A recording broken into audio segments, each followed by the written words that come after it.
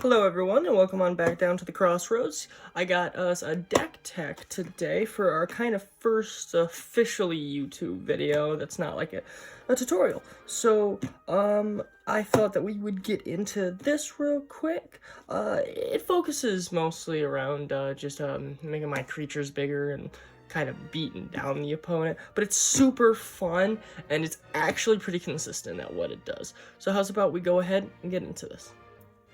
Okay, let's get things started here nice and easy. I want to start with my land count here. Since it's a monocolored deck, we're just running 22 basic lands. We don't really need anything fancy. There's not much that I found I can get out of adding any slower lands in here. So I say if it isn't broke, don't fix it. Just stick with your lands. Okay, now that we've got that fun convo out, let's get right into the meat of this whole thing. Let's get into our creatures. So just to mention, this is a 61 card deck, so you know, take something out if you'd like or what have you, but I really found that this was the answer right here, was the 61 card deck, because this used to actually be bigger and we thinned it down. So let's get into it. We're running 4 copies of Strormkirk Noble. Strormkirk Noble allows you to, whenever this creature deals combat damage to a player, put a 1/1 counter on that. That's going to be a reoccurring theme in this deck because we mass counters. He also can't be blocked by humans. It doesn't come up very often, but maybe in your group it just might. Absolutely great card here with that. We've got Strormkirk Noble. Let's zoom in a little for you guys. Alright, Strormkirk Noble of 4. Next, we're running Blood Crazed Neonate at 4. Now, this creature attacks each turn if able, and whenever it deals combat damage to a player, put a 1/1 counter on it. So that's us getting our counters amassed right there in our early drops. Absolutely great ability. It's not the best card, I'm not gonna lie. It has to attack each turn if able, and it's more of do I need this creature out kind of a deal. It might burn you, I'm not gonna lie, but, you know, good mono red, like, early game drop. That fits my thing. Rakish heir. Whenever a vampire you control deals combat damage to a player, put a 1/1 counter on that for 3. That's outstanding, because that's going to stack upon everything else that we do, because we're getting the ability off that, and the ability off each of their, separates, or their own little thing. Now, I've been thinking about bringing this down to 2. We have 3 copies of Crossway Vampire. Whenever Crossway Vampire enters the battlefield, target creature can't attack or block this turn. That's good. That's good. It's a 3/2. It's for 3 mana. It's actually kind of relevant sometimes. It helps you get those swings in to trigger offs like everyone else. It does come up. Next, at 3, I am running Markov Blademaster. Double strike. Whenever this creature deals combat damage, put a counter on it. To the player, of course. 3 mana, not terrible. It's a 1/1 with double strike, so, you know, if it gets up there, it gets up there.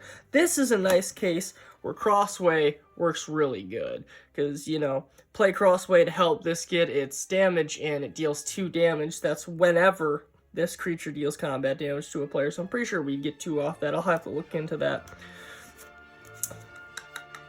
Next, at 4 of, because it's important, we are running Harvingle. I don't know how you pronounce that, people. Right there. We have this word vampire. Whenever it deals combat damage to a player, put a 1/1 counter on it. Whenever another creature dies, put a 1/1 counter on it. Pretty flipping good for 4. And then we are running 3 falkenrath marauders.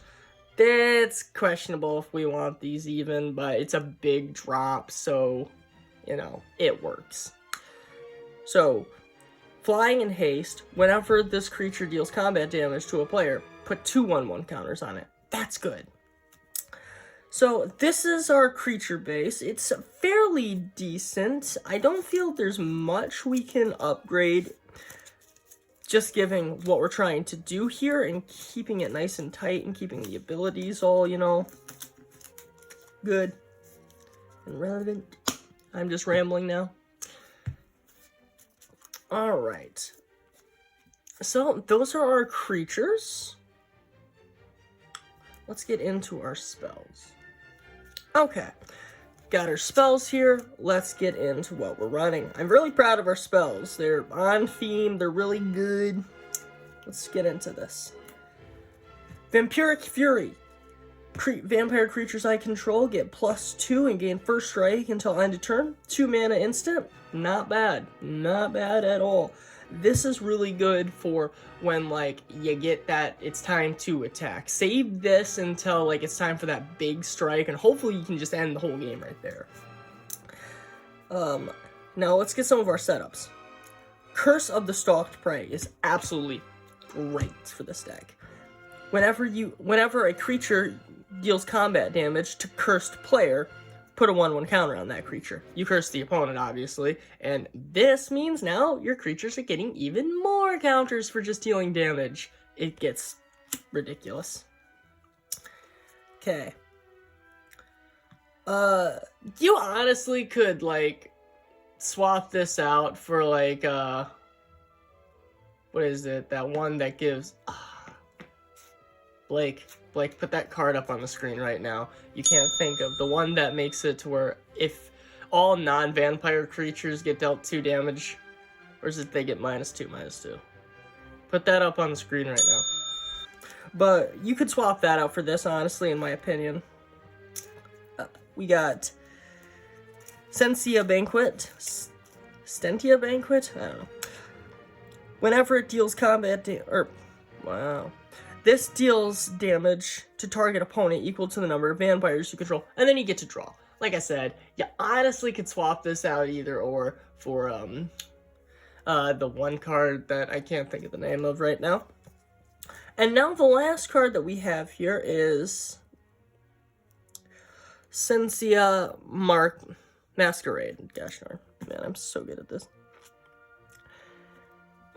Creatures you control, attacking creatures you control have first strike, and whenever a vampire you control deals combat damage to a player, put a 1/1 counter on that creature. Which is pretty good! And it has madness, that's not going to come up at all, but the madness was exactly the same cost as its play, so I don't know, if you're running blood tokens, this actually might not be a terrible card to put in your deck, because, you know, it will come up. Alright guys, those are our spells. And honestly, that's the deck. What we are hoping for, really, in a perfect situation with this deck, we want, in a fairly perfect world,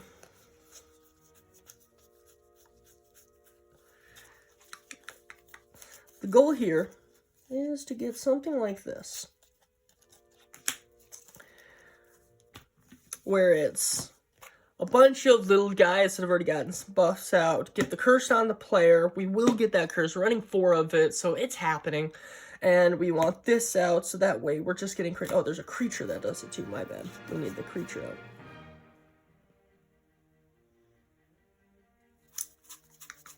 Where is he?